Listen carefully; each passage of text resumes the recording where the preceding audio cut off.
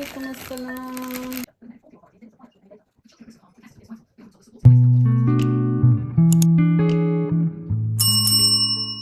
अस्सलामुअलैकुम। फ़ाइनली करीबन 1 महीने के डिले के बाद Lala is here for you. London में ख़ज़ां बिल्कुल अपनी आबोताब के साथ छा चुकी है। आपके सामने है ये दरख्त बिल्कुल टुंड मुंड हो चुके हैं और जो इक्का दुक्का लीव्स रह गए हैं वो भी कुछ 2-3 हफ्ते में फ़िनिश हो जाएंगे। यूजुअल जो मौसम है नवंबर में दिसंबर में वो इसी तरह का होता है। सन तो आपको दिख के नहीं देता और गोल्डन कलर के क्रंची पत्ते आपके पैरों में आते रहते हैं। कुछ दरख्तों पर जो थोड़े बहुत अभी नज़र आ रहे हैं एज़ आई सेड बिफोर, वो भी कुछ दिन तक ख़त्म हो जाएंगे। ये एक ऐसी मॉर्निंग है जब मैं स्कूल जा रही थी, थोड़ा सा अर्ली थी, तो मैंने कहा चले मॉरिसन का चक्कर लगा लेते हैं। मॉरिसन मेरी वर्किंग प्लेस से बिल्कुल करीब है और फुटपाथ्स पर इस वक्त बहुत ज़्यादा दरख्तों के पत्ते नज़र आते हैं बिकॉज़ काउंसिल्स ने अभी तक ठीक से सफाई शुरू नहीं की क्योंकि पत्तों के गिरने का मौसम कॉन्स्टेंटली चल रहा है। ये है अक्टूबर की एक खूबसूरत गोल्डन सुबह जिस दिन मुझे यूनिवर्सिटी जाना था। ऑल्दो स्कूल्स बंद थे लेकिन मेरी यूनिवर्सिटी खुली हुई थी, तो मुझे अपनी यूनिवर्सिटी से बहुत ज़रूरी कार्ड लेना था, आईडी कार्ड सॉर्ट आउट करने जाना था। तो this is how my morning was looking. तो अब इस 1 महीने में लाला ने क्या क्या किया यही मैं क्विकली आपको एक रन डाउन दूँगी। और छोटा सा एक मैंने प्रोजेक्ट भी शुरू किया हुआ था, इरादा किया हुआ था एक्चुअली, उसको कंप्लीट मैंने बहुत टाइम के बाद आज किया। और मैं आपको साथ साथ ये भी बताऊंगी कि आखिर ऐसी क्या मसरूफियात थी जिसकी बिना पर मैं बीच में बिल्कुल आपके साथ कनेक्ट कर ही नहीं सकी। सो यूनिवर्सिटी ने, जॉब ने, लाइफ की मसरूफियात ने लाला को बिल्कुल इतना बिज़ी रखा हुआ है। बिज़ी हम सभी होते हैं, हमारी लाइफ में फ़रागत तो इतनी होती भी नहीं है। ऑफ़ कोर्स हम सब इतना मसरूफ़ होते हैं अपनी रूटीन के अंदर कि उसमें से टाइम निकालना और अपनी मर्ज़ी की चीज़ के लिए भी टाइम निकालना कभी कभी बड़ा मुश्किल हो जाता है। ये एक ऐसी मॉर्निंग है जो कि वीकेंड की मॉर्निंग है।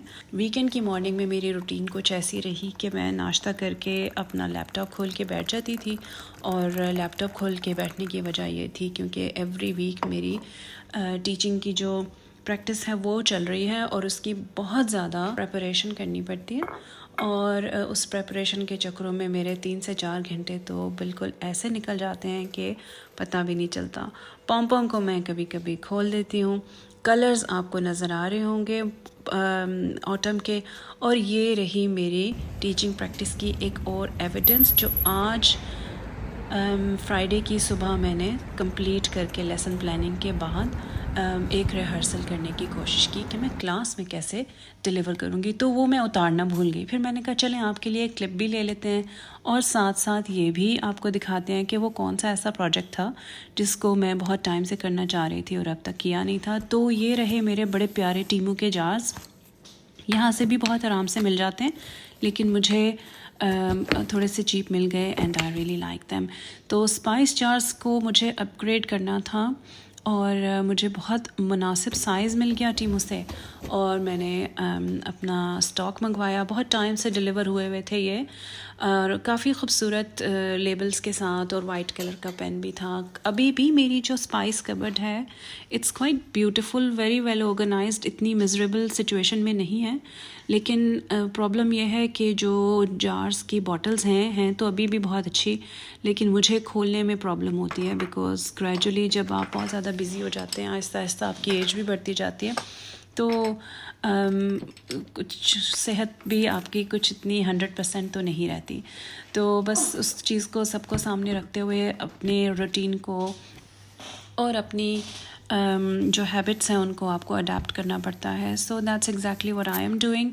मैंने अपनी स्पाइस कबर्ड को करना था अपग्रेड क्योंकि रोज़ाना की कुकिंग करते हुए अगर आप रोज़ाना ही हैवी काम करें या कोई बहुत मेहनत वाला काम करें और फिंगर्स आपकी दुख रही हों तो फिर बहुत मुश्किल हो जाती है। आपकी जो लाइफ है बोन्स के अंदर उसमें थोड़ी कमी हो जाती है। खैर मेडिकल चीज़ें तो साथ साथ चलती रहती हैं जब हमारी एज होती है साथ साथ, तो ये तो it's all part of life. तो ऊपर का जो खाना है वो तो मैंने बहुत क्विकली अपग्रेड कर लिया था, क्लीन ही करना था, मसाले मेरे वैसे ही पड़े हुए होते हैं। और यहाँ पर मैं अपने मसालों को अपग्रेड करने के पूरे प्रोसेस के अंदर मुसलसल जुटी हुई हूँ।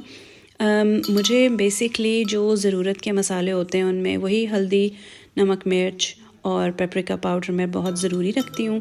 और इसके साथ साथ चाट मसाला है, करी पाउडर है, क्यूमिन है, ये सब चीज़ें आपको नज़र आ रही होंगी। Kasuri methi is also one of those. And इस पूरे के पूरे प्रोसेस में आपको दिख रहा होगा कि मैं बहुत आराम से बड़ा इन्जॉय करते करते ये काम कर रही थी, बिकॉज़ मुझे बहुत दिन के बाद तकरीबन 2 वीक्स के मुसलसल हार्डवर्क के बाद आज कुछ ऐसा टाइम मिला था कि मैं घर के कामों को थोड़ी सी तवज्जो दे लेती। However I am really glad कि मैंने आज अपने मॉर्निंग को अच्छे से यूज़ किया, प्रोडक्टिवली अपना काम कंप्लीट किया, जो प्लानिंग थी उसको कंप्लीट किया।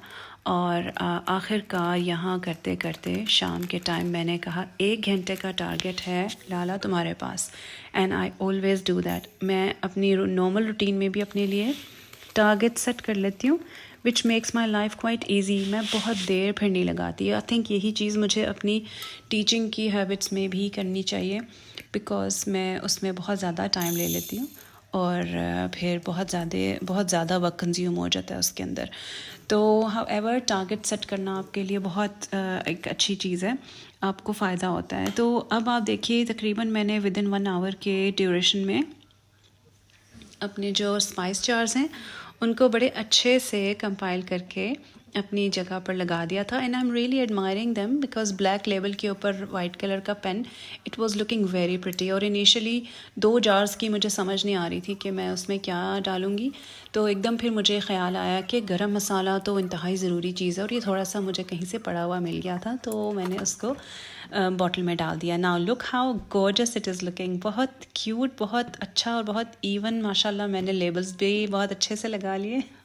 और अब यहाँ पर आप देख रहे हैं कि मैं अपनी बॉटल को रख के देख रही हूँ कि जो थोड़ी सी जगह बची है वहाँ पर कुछ फिट आ सकता है कि नहीं। अच्छा जी, शाम के 7 बज रहे थे, अब तक मैंने खाना चढ़ाया नहीं था। चिकन मैंने भिगोई हुई थी और मेरे माइंड में यही था कि मैं आज चिकन कढ़ाई बनाऊंगी। तो चिकन कढ़ाई बनाने की रेसिपी के बारे में मैंने बिल्कुल सोचा भी नहीं कि मैं अपनी व्लॉग में इसको ऐड करूंगी, बिकॉज़ मुझे पता है कि आप सबको चिकन कढ़ाई बहुत अच्छी बनानी आती है। बेसिक सी रेसिपी है, मैंने बस थोड़े से प्याज इसमें एक्स्ट्रा क्रश करके डाल दिए थे। बाकी सारे का सारा प्रोसेस वही था जिससे हम सब वाकिफ़ हैं। एक और चीज़ जो मैं विंटर के लिए बहुत स्पेशली आपसे रेकमेंड करूँगी वो ये कि नट्स का इस्तेमाल ज़्यादा कर दीजिए और साथ में पानी के इंटेक को भी बैलेंस कीजिए, बिकॉज़ अगर आप नट्स ज़्यादा लेंगे और पानी का इंटेक कम होगा तो फेस पर पिंपल होना या स्किन के ऊपर ब्रेकआउट्स होना थोड़ा सा नज़र आने लग जाते हैं, and we don't want that. So अपने पानी का इंटेक ज़रूर, आई नो बहुत ज़्यादा मुश्किल हो जाती है ठंडे मौसम में ज़्यादा पानी पीना, लेकिन फिर भी पानी का इंटेक आपकी सेहत के लिए बहुत ज़रूरी है।